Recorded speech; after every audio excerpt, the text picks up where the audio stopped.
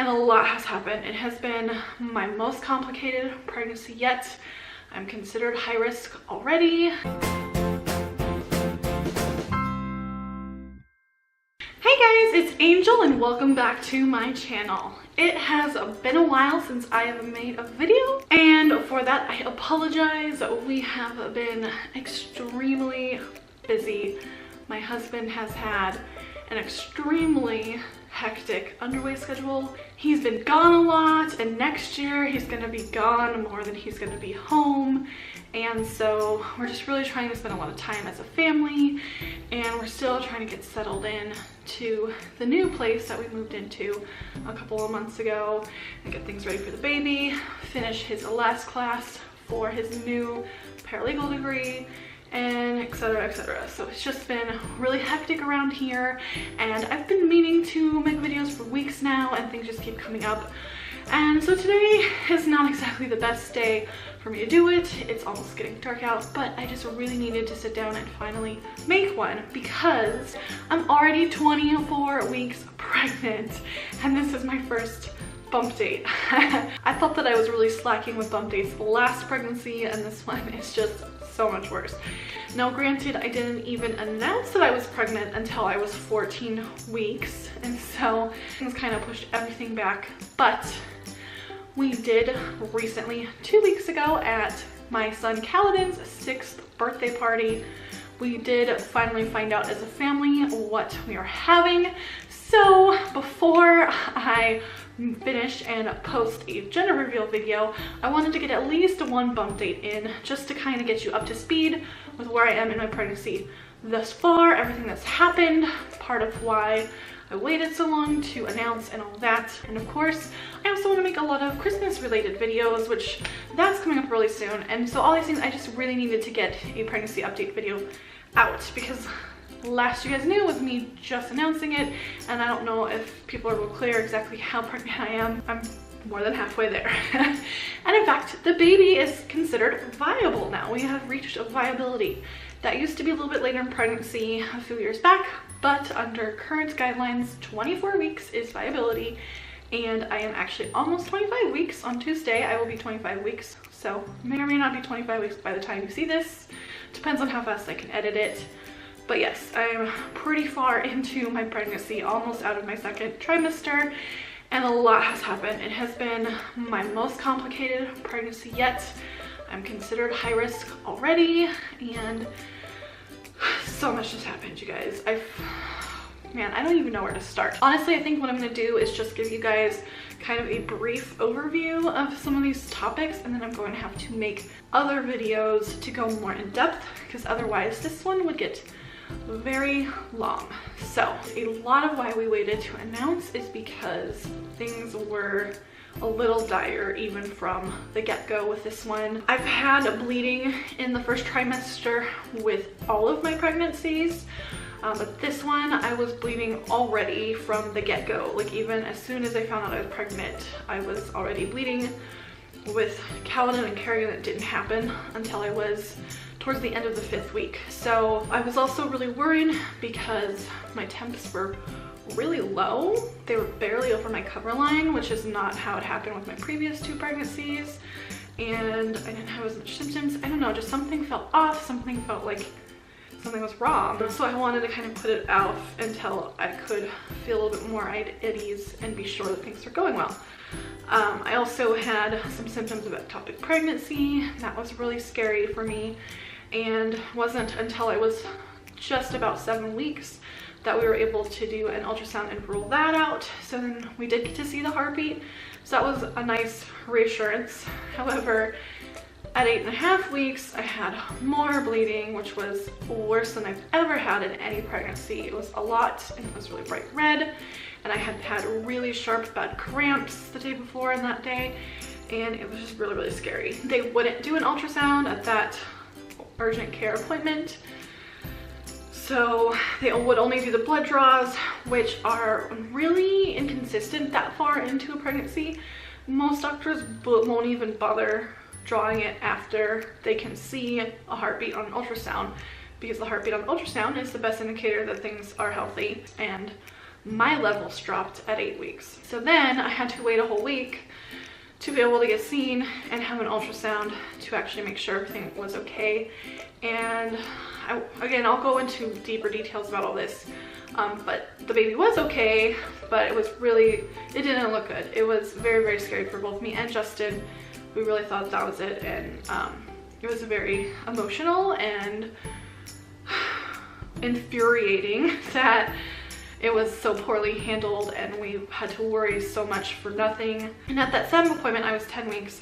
They did a lot of baseline labs because of my past history.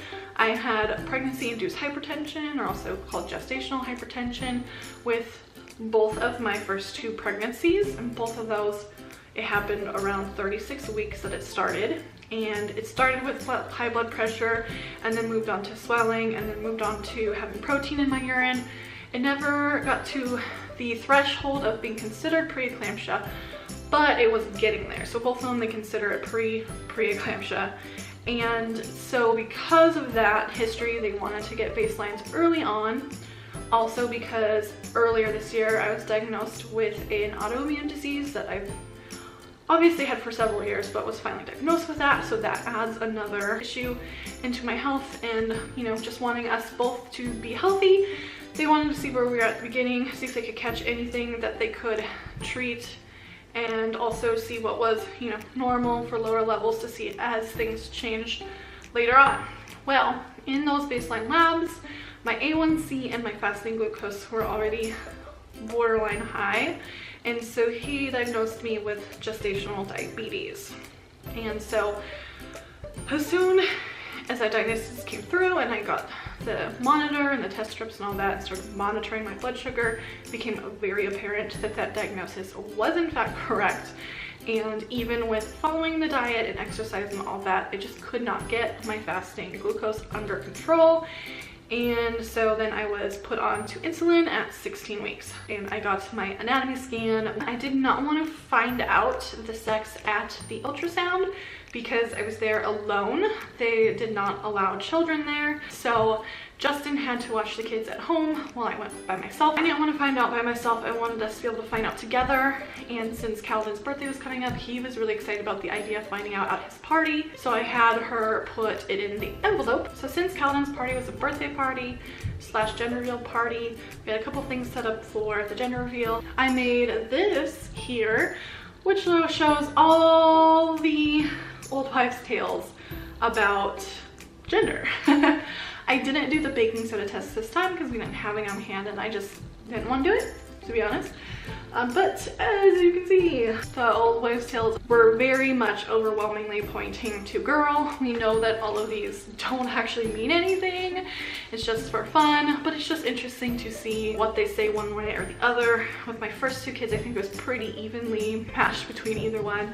So it was weird to see so many, so overwhelmingly on one side of it. So with that said, since we will be doing a gender reveal video very soon, most likely the next video from this, now's your chance right now down in the comments below to put your guess if you think it is a boy or a girl. That said, because of the gestational diabetes, because of the history of the hypertension, and diabetes makes the hypertension even more likely to happen, I've definitely been very, very nervous about delivery and when that's going to be and how that's going to go. It's very, very highly unlikely that I will be able to go past 39 weeks, and actually I will probably more than likely need to be delivering at 37 weeks if my blood pressure is not behaving well during that time, or if the placenta is not doing well.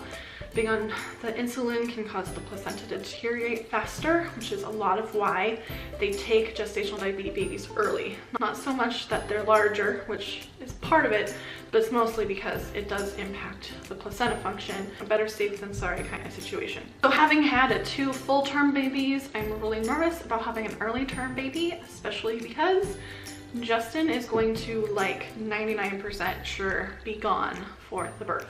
I would have to make it to almost my due date to be able to have him home for it, and that's if they don't change the underway schedule.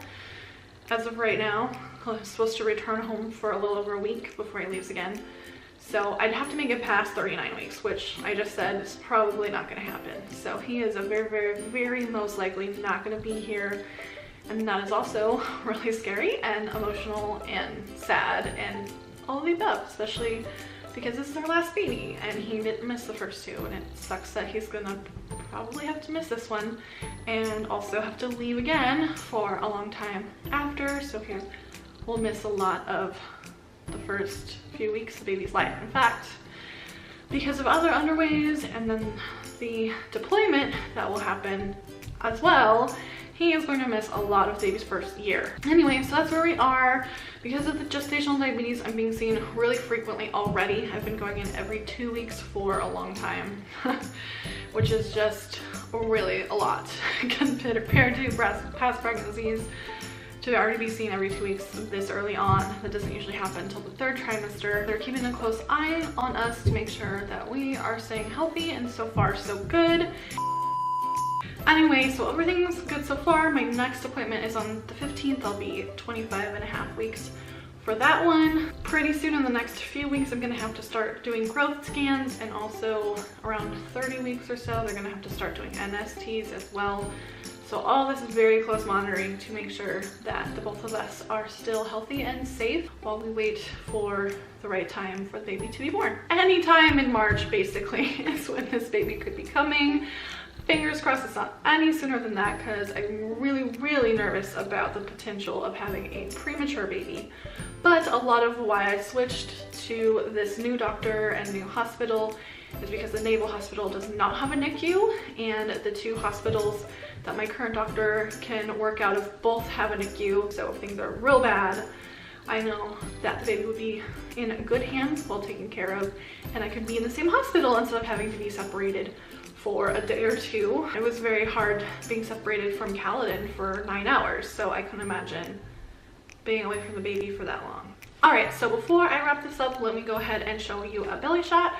I decided this pregnancy I did not want to do any bare belly shots. It's just my comfort level and just kind of the way things are going on YouTube right now, but you could still get a general sense of about how big my belly is growing as pregnancy continues. So again, don't forget to leave in the comments your guesses if the baby is a boy or a girl before we get that revealed.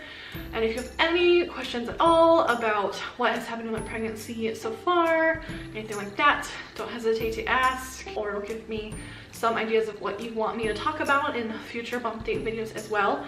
We'll definitely be making a video talking a little bit more about what happened during the 1st trimester, why I switched to the next doctor, what's going on with the gestational diabetes more specifically. I don't think I'm going to be able to make a update video every single week, but I'm going to try really hard to do it as frequently as possible, hopefully at least every other week.